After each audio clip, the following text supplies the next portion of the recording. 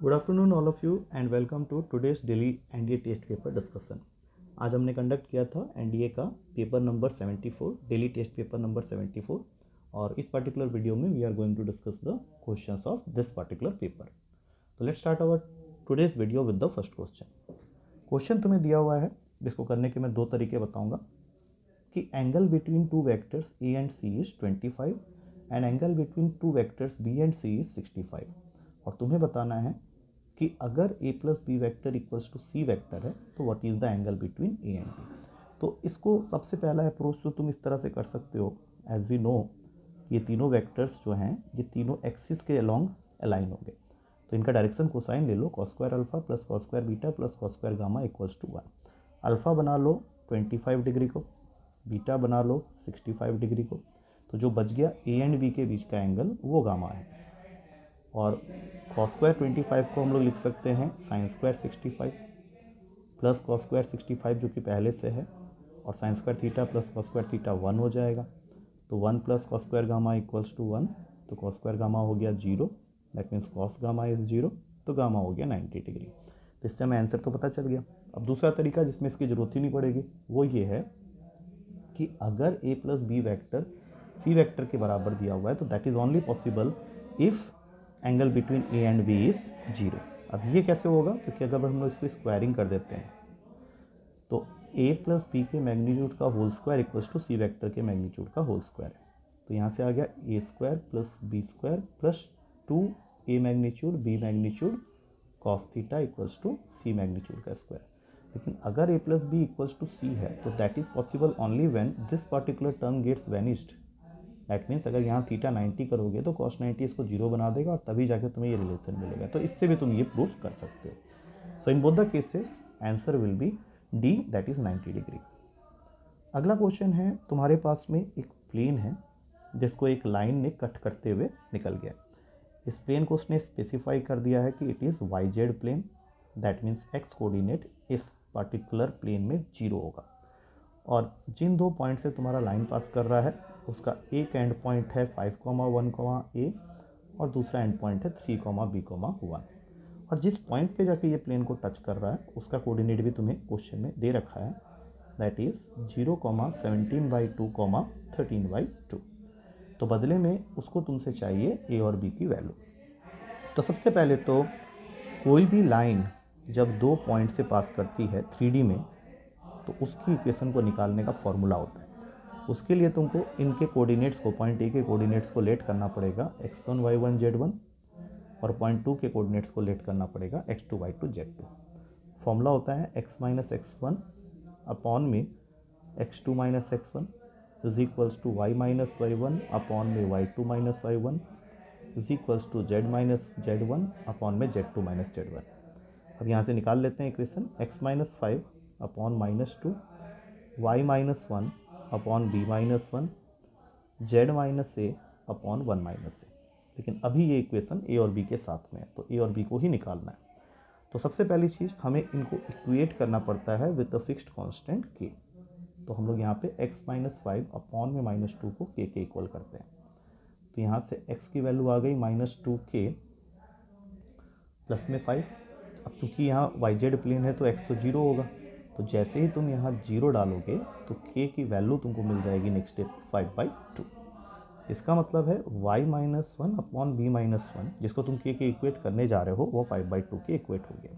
और पॉइंट तो तुमको दिया ही हुआ है तो y की जगह लिख दो 17/2, तो ये हो जाएगा 17 minus 2 upon 2b minus 2 equals to 5/2।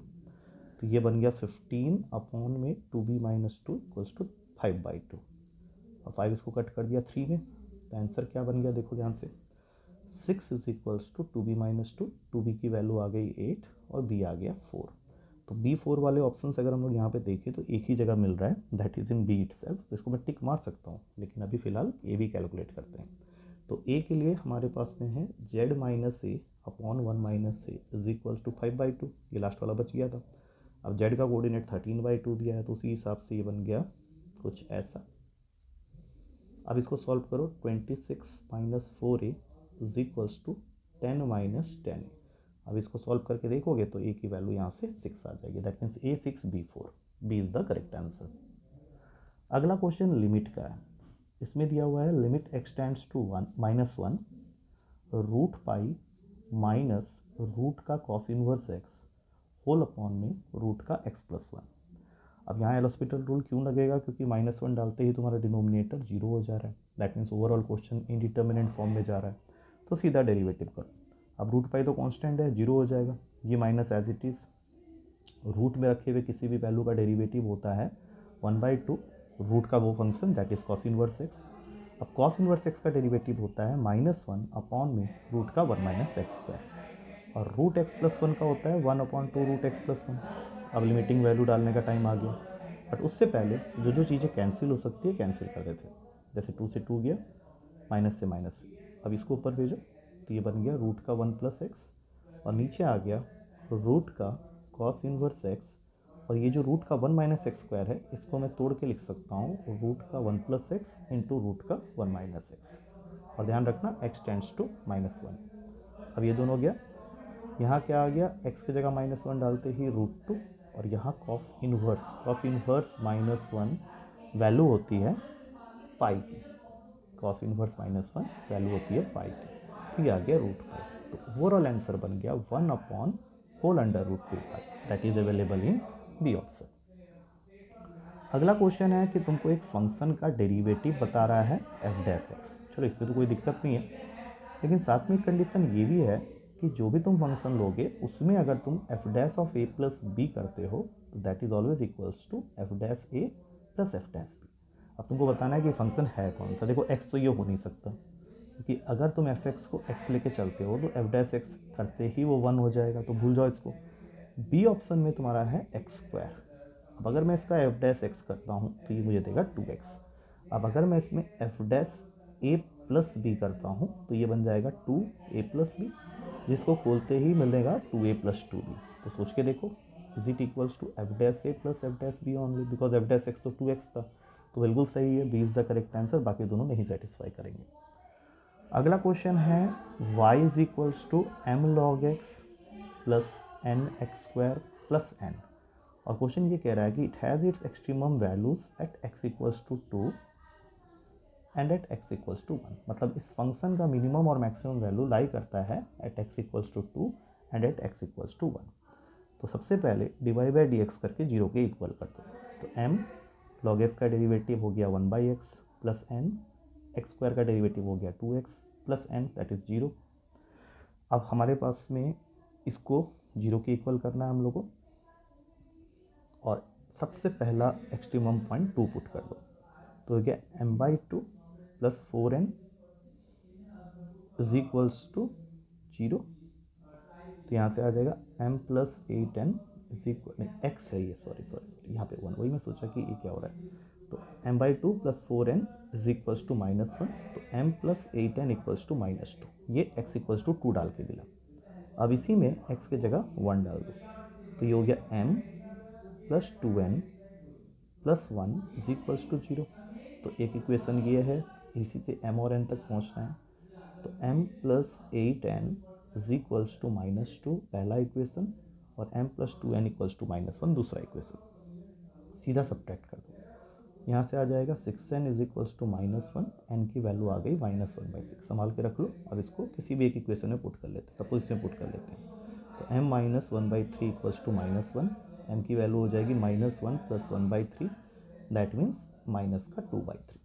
अब तुमको 2m चाहिए, तो ये हो गया -4/3, फिर 10n चाहिए तो ये जाएगा -5/3, तो आंसर हो गया -9/3 विच इज़ इक्वल्स टू -3, जो कि डी ऑप्शन में अवेलेबल है। अगला क्वेश्चन तुम्हें इस पूरे सीरीज़ का सम मांग रहा है, जो कि कैन नॉट बी डिटरमाइन होगा, क्योंकि अगर तुम n की जगह 1 डालते हो तो इसका मतलब है कि तुमने 1 + i² तक वैल्यू निकाली, तो 1 - 1 0 आ जाएगा।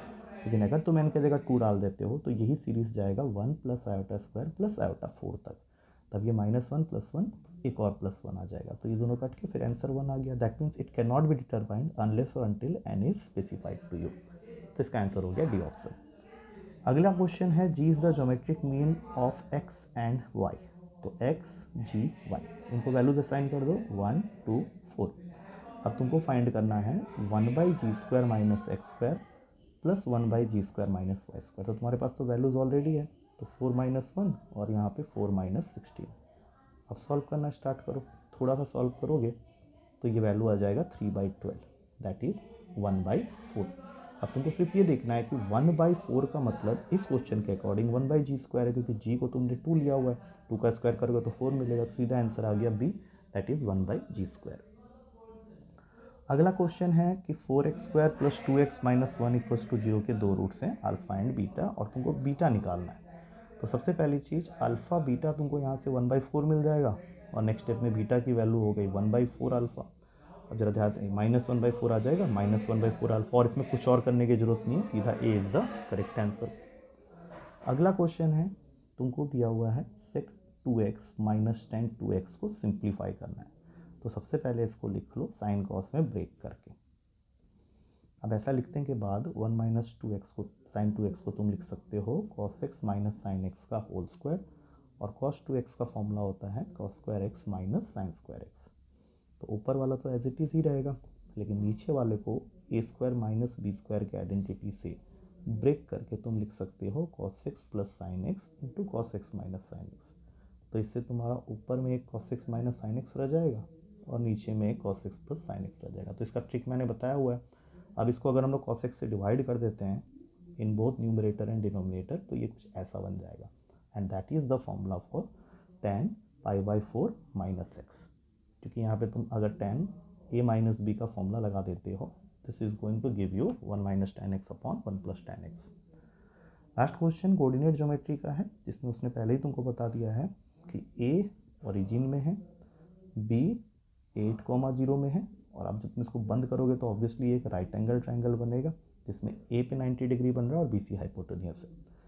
अब सर्कम सेंटर, जो कि किसी भी राइट एंगल ट्राइंगल में मिड पॉइंट ऑफ हाइपोटेन्यूस पे लाई करता है, वो भी तुमको दे दिया। तो सीधी सी बात है, मिड पॉइंट फॉर्मूला अगर हम लोग लगाते हैं तो यहाँ पे ये कोऑर्डिनेट हो जाएगा 0 और ये हो जाएगा 4, कि 0 + 8/2 करोगे तभी 4 मिलेगा, और 4 + 0/2 करोगे तभी 2 मिलेगा। That is the coordinates of circum centre, जो कि तुम्हें क्वेश्चन में ऑलरेडी गिवन है। तो आंसर हो गया 0, 4 is the coordinate of C, that is present in option C. I hope with this we come to the end of the discussion of this particular paper. अच्छी तरह से solutions को study कर लो, and still if you find any difficulty in any question you can ask me in the class. कल मिलते हैं next paper के डिस्कशन के साथ। Till then take care and thank you to all of you.